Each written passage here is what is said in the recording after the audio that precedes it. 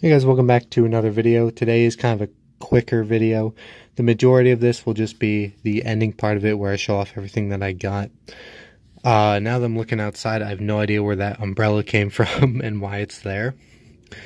I have to figure that one out. But anyway, this is from a few weeks ago. This was FanFest at the Somerset Patriots.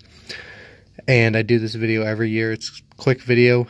There's no real game, which is why it's quick. There's a bunch of activities and stuff going on. It's a huge thing, so I do a video on it every year. And yeah, at the end, it's a lot of autographs and stuff, which is the main appeal of it, everything. So I show off the autographs, and I show off everything else that I got for free at the event, because the whole thing is free. So I guess that's pretty much all I have to say. Enjoy the video.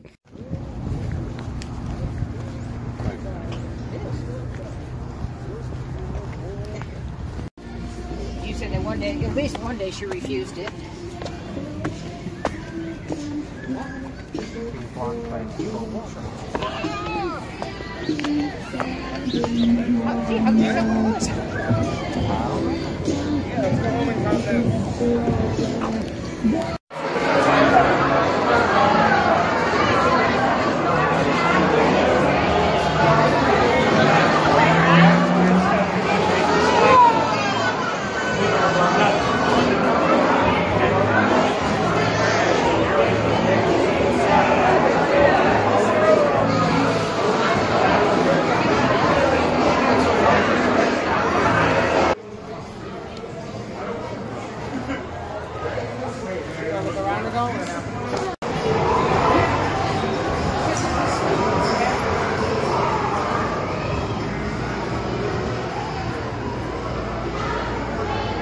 I hear the guy asking questions. I don't see him. How you guys doing today? Good, how you doing?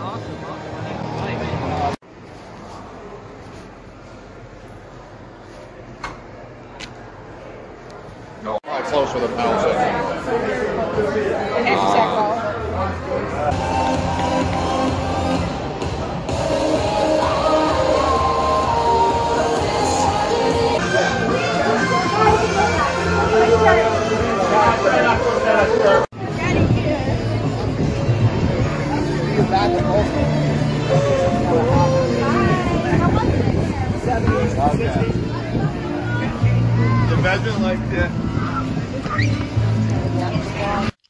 Okay, so here's everything gotten from FanFest for the Somerset Patriots 2019.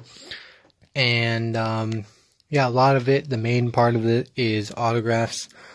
Of course, I don't actually know if I have the yearbook and autograph program from last year, because they do this every year. They just hand out last year's because this year's hasn't been produced yet.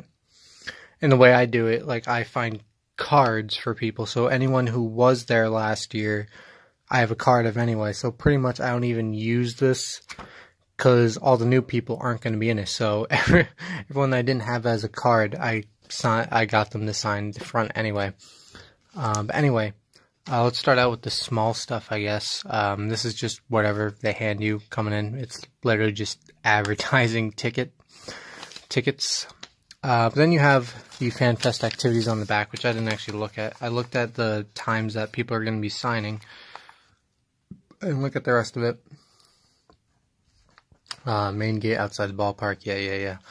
FanFest ticket specials. Yeah, and all the stuff you could do there, which is mostly for kids.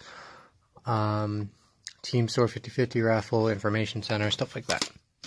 Anyway, what they did last year with pocket schedules is that they actually made several different ones throughout the year. Right now, for 2019, they currently have 2 different ones.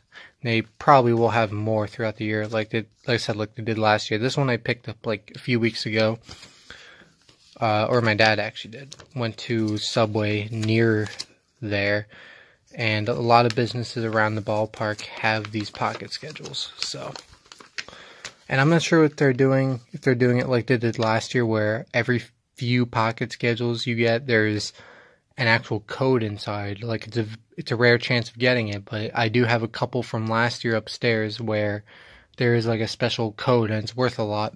Anyway, you have the normal stuff. There's a schedule, promotions, and then an ad. You know, same basic concept. Sometimes the ad changes, like I said.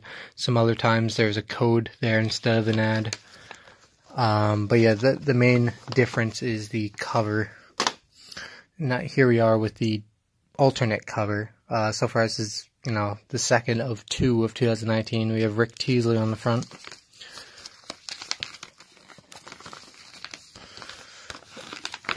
And as you can see, it's the same thing.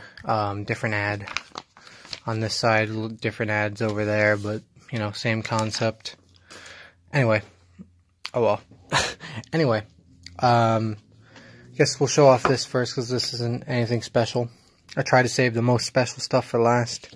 This is just a scorecard. Nothing really big here. Never going to use it. I have my own scorecards. But it just came with the program, which was all free anyway. Pretty much the whole thing about today was everything free, besides probably food and the team store and tickets. But anyway, like I said, everyone who was on the team last year, at the beginning of the year, I had cards of, because that's what they do. There are no 2019 cards. All minor league teams do this. They never have any cards until middle of the year. So some of these people were on the team last year, just not the whole year. Like here, up top, let's start, we have David Kubiak. And actually, I do want to point out, I did not get any of the coaches or Sparky Lyle, because I get them every year. It's not that special anymore. I have several Sparky Lyles and a few of each of the coaches, and they're the same coaches. So, and I even have John Hunt autographs from when he was still a player, so before he was a coach. So I have plenty of those. Just mainly focused on the new players and everything. Who do we have up here? I didn't actually look where everyone signed. I just know that's David Kubiak. Some of these numbers I'm not familiar with either. Let's see. I have Will Kenger, number 7, over here. I believe this is James Pugsley, number 50 right here. This is Zach Zinicola, number 19. Who is this up here? I can barely make out any of those letters. Jeez.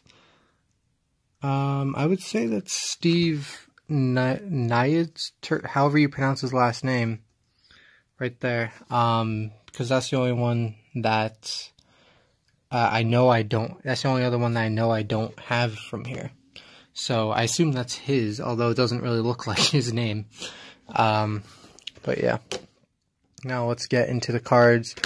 Like I said, this is last year's cards. I had these already, but I looked through the schedule of who was going to be signing, and I picked them all out.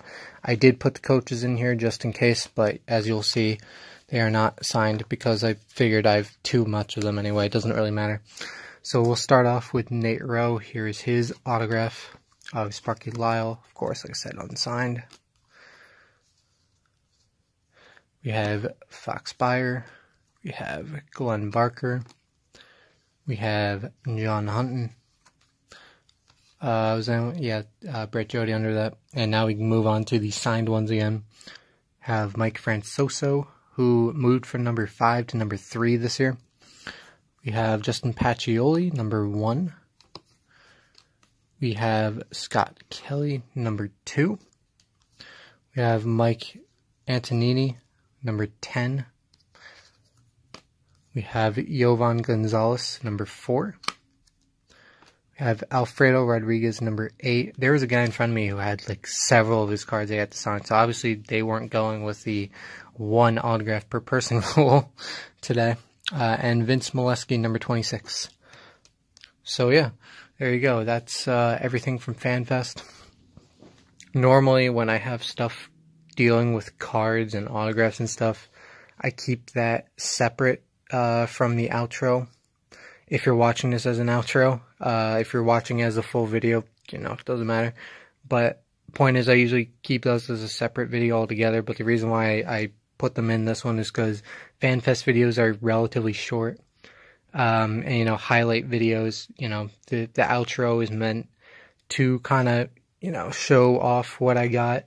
but not to have it drag along. And the FanFest videos, this can kind of drag a little bit because the content of the video itself at FanFest is a little bit shorter than your average highlight video. So that's the reason why I did that.